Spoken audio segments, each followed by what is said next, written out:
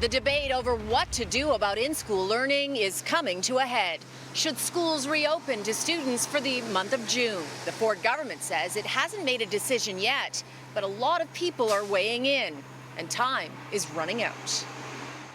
I certainly have a lot of hope. The medical officers of health for Toronto and Peel, the province's biggest hotspots, both referenced hope when it came to reopening schools in June. I'm hopeful that with first dose coverage for teachers and for the students of these ages, this will ensure that our youngest residents are able to eventually derive the benefits of in-person learning sooner rather than later. Yesterday, the province's top doctor said he was pushing for in-school learning to resume. I've been encouraging schools to open as soon as possible. Dr. Williams suggested schools could open region by region starting next week, putting the matter solely in the government's court. Last week, the Science Advisory Table warned opening schools could cause a 6 to 11% increase in cases, but added that could be manageable. Premier Doug Ford wasn't so sure. We can't afford an increase of 11% right now. All schools have been closed province-wide since spring break in April as cases rose in Wave 3. Today's daily total is just over 1,000, with hospitalizations falling and ICU cases slowly coming down from a peak of 900 to 672 today. But that's still almost double what hospitals can manage without significant pressure.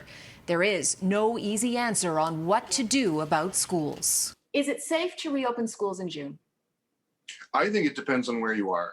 We have to understand that we do not understand child transmission, and we don't understand transmission in schools. What we can say is if you're in a community that has very little COVID, schools are going to have very little COVID. Epidemiologist Colin Furness is also concerned about the increased mobilization that comes with the return to class.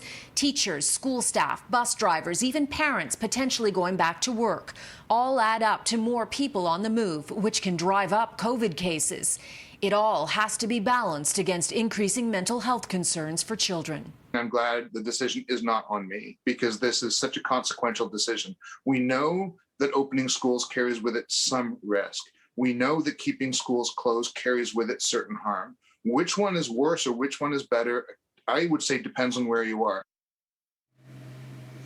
There's a lot of pressure on the Ford government to get this decision right, but it's a highly polarizing issue, and they will not be able to keep everyone happy.